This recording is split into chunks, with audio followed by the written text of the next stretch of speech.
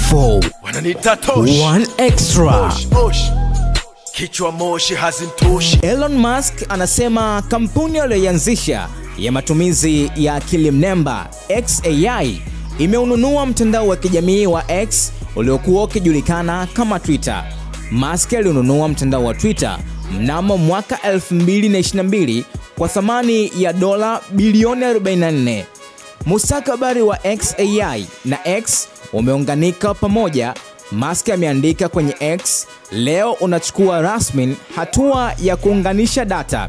Ameandika taarifa hiyo na kusema kwenye X, usambazaji na talanta, huenda hatua hiyo imelenga kuwalinda wawekezaji waliomsaidia kununua mtandao wa X dhidi ya kupoteza fedha. X na xAI zinamilikiwa kibinafsi na zina wawekezaji wakuu wa kuiana. Kadhalika zinatumia baadhi ya rasilimali muhimu kwa pamoja. Hatua hiyo inaonekana ya busara ukizingatia mtindo wa sasa wa kuongeza uwekezaji katika AI, taasisi za data za ukokotwaji, ambapo anasema Paolo Pescatore, muasisi wa PP Foresights. Musk amekuwa katika kesi na OpenAI, kampuni aliyoiasisi mnamo 2015 na afisa mkuu mtendaji Sam Altman.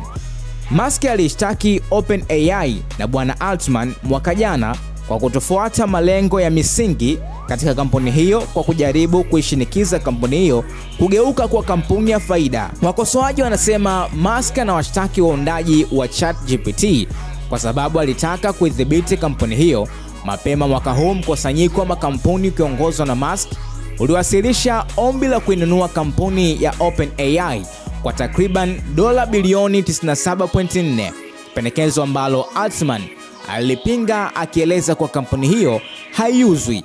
Mageuzi haya ya kibiashara yanafanyika wakati Musk akiwa anashughulikia zaidi katika siasa, akiwa na hudumu hivi sasa kama msaidizi wa karibuni wa rais wa Marekani Donald Trump.